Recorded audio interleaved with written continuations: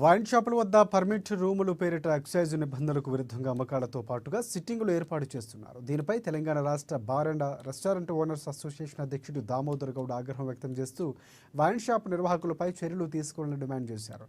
నిబంధనలకు విరుద్ధంగా వ్యవహరిస్తున్న వైన్ షాపులపై ఎక్సైజ్ అధికారులు ఎందుకు చర్యలు చేపట్టడం లేదంటూ ప్రశ్నించారు.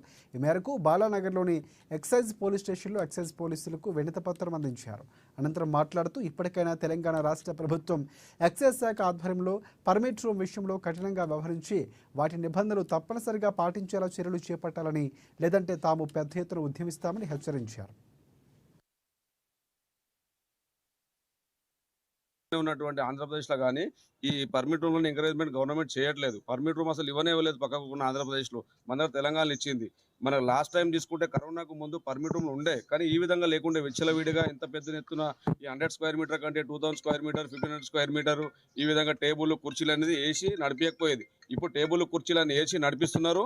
ముఖ్యంగా బార్ల కస్టమర్స్ బార్ల కస్టమర్స్ ఎవరు రావట్లేదు.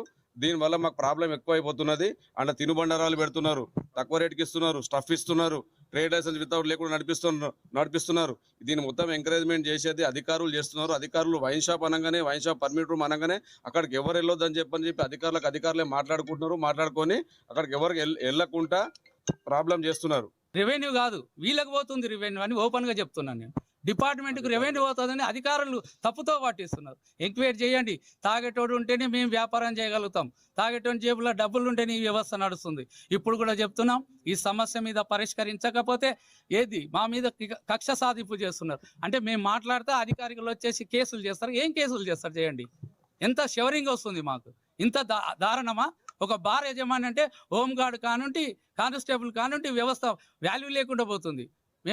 ఇది ఎవరు దీన్ని పరిష్కరించేది? దయచేసి ఇప్పుడున్న గవర్నమెంట్కు మరి కోరుకుంటున్నాం, మీరు ఏది పెట్టినా, రేట్లు పెంచినా, లైసెన్స్ ఫీజు పెట్టినా మేము ఈ వ్యవస్థను ముందుకు నడపడానికి రెడీగా ఉన్నాం. లైసెన్స్ ఫీజు పెంచినా కూడా తట్టుకుంటున్నాం. ఎన్ని బాధలు పెట్టినా మా బాధలు కూడా అప్పులు తీసుకొచ్చి ఇంత బాధ పెట్టి రెవెన్యూ కడుతున్నాం.